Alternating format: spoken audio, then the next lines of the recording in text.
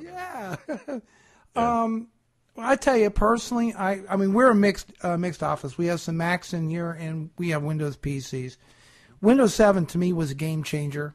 And I don't know about you. It seemed to me that you liked Vista, but you definitely seen a lot of room for improvement. And maybe Microsoft shipped it before it was really ready. Yeah. And Windows 7 is what that should have been. But Microsoft, I think what they have let happen to them is they've let the mobile space. They've lost a lot of mind share, hearts and minds, really collectively in that. Yeah. Because I think back at the time of things like devices like iPacs and the various PDAs that ran Windows Mobile, on the platform. But Windows mobile phones never really took off, and when RIM came out with the BlackBerry, companies kind of dropped those and went straight to the arms of RIM as much as possible.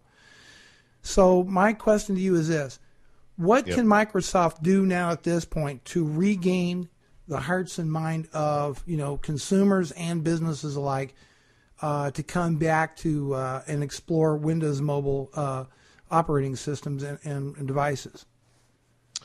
Yeah, I think when Windows 7 itself kind of gives us a good guide, for one way they could do it, which is, to get it right, I guess. Windows 7, just to step back a second and kind of look at that, I mean, It's not that impressive of a change over Vista, right? It's basically Vista cleaned up, The overreaction to how good people think Windows 7 is very similar to the overreaction that people had to how they thought that Windows Vista was bad. I mean, neither one of these things were as dramatic as people are making it out to be, but it's nice that, they finally hit on something that people like. So I think the goal for Windows Phone 7, should be the same thing.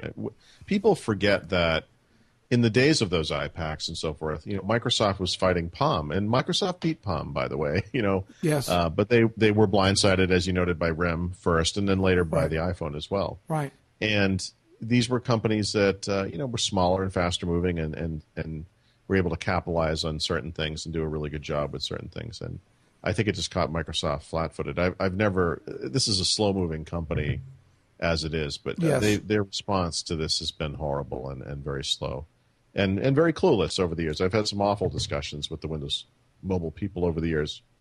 What are you going to do about the iPhone? And just absolutely depressing responses from these people. So they have a new team in place now, a new way of doing things. They have a new platform, and I think they have a very viable product. I think that people are really going to respond to it. It's very emotional. It's not Windows on a phone. In fact, I understand why they call it Windows Phone. Microsoft really feels like the Windows brand is a very big deal and very popular and has very positive connotations. And I'm sure that's all true. But this thing has no user experience or UI similarity with Windows at all. It's not Windows. It is a completely different thing. And I think they've said this. It's part of the point. The phone is not a PC. It is a different thing. It's a daily companion. It needs to work in a certain way, and you have certain expectations around what it can do and what it will do and all that. And I think they've done. I think it's going to surprise people. I hope it's presented properly at the wireless carriers. When you go in the store and so forth. It's not like when you walk in a Best Buy and there's a broken PC sitting there. Well, they got a lot of cheap PCs there at Best Buy. Yeah, but Windows Phone is neat, and I just posted a story about this today, coincidentally. But I really do feel when you look out at what's available and what's coming down the pike, that the three primary smartphone platforms, which has almost zero bearing on what's actually happening in the market today, but eventually, I think what we're looking at is Android and the iPhone, iOS stuff, and then Windows Phone. I think those are really the three platforms that matter in that mobile space going forward. And we'll see.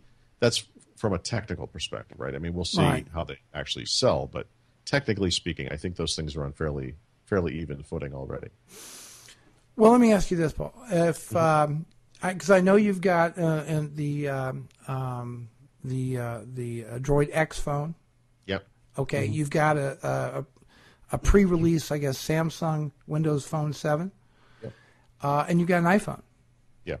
So if anybody can talk intelligently, here's the question. Yeah, sure. Okay, you know where this is going, right? Yeah. So if I said, hey, you can only choose one of the three at this date and time, which one of the three would you take?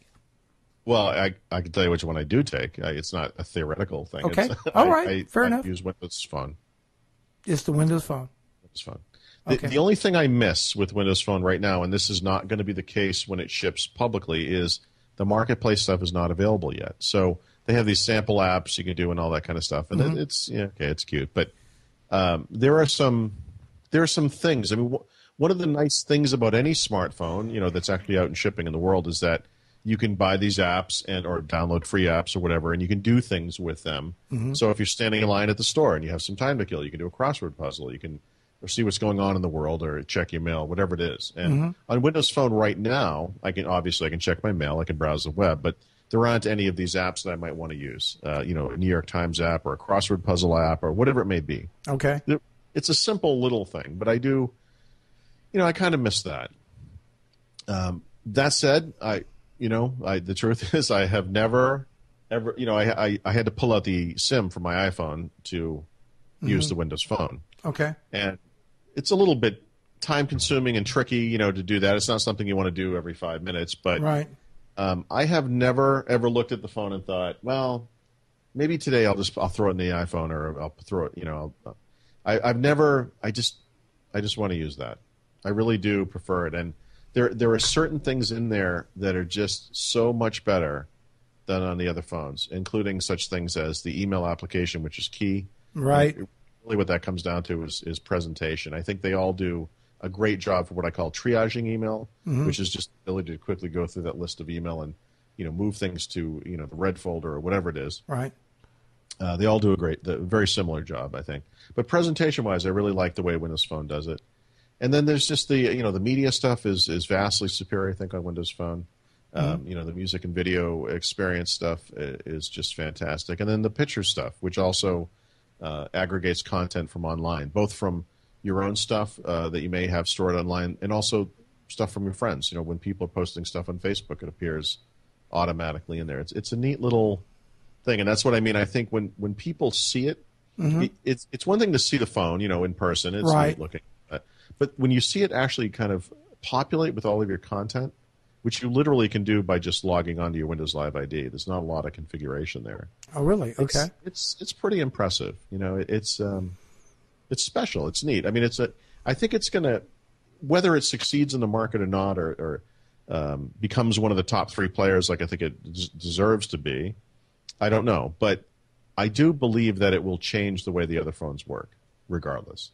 That it's not possible to go back to this whack-a-mole thing that you have on the iPhone where you go in and out of apps all day long. Right. Which Microsoft made fun of in one of those first ads, right, with the people bumping into stuff because they got their heads in their phones. And this is the way the world works right now. So is Nokia out of it? You think they're a goner? Yeah, I do. And by the way, they're out of it no matter what they do. So imagine if, Microsoft's, I don't know what his job title was, but the president of the probably the business division at Microsoft went over to become the CEO of Nokia. Right.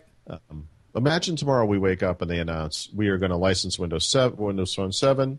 We're going to drop Symbian. Well, guess what? You just became one of the companies that licenses Windows 7. Big deal, Right. I mean, it's neat and it's good for Windows Phone 7, but it's not going to help Nokia do anything special. If they decide to continue development of Symbian and make a new version of Symbian and new phones, well, that strategy hasn't exactly been working for you, has it? So it's not been I think they're on the way down. I think I read, Paul, that their market cap is lost 25% of their market cap. Yeah. That's brutal. That will get you fired in a heartbeat as a CEO. as it did, yeah. As it rightfully did. So it's just a dead platform. I realize they sell a lot of those things, but my argument is that's not a smartphone. That was a smartphone 4 years ago, but but they're trying to sell the bar has raised. What we expect from a smartphone has changed, and I'm sorry, Symbian doesn't make the grade. And their app store is horrible. Everything they do is horrible. That music store thing, they're terrible. It's just terrible. They're terrible.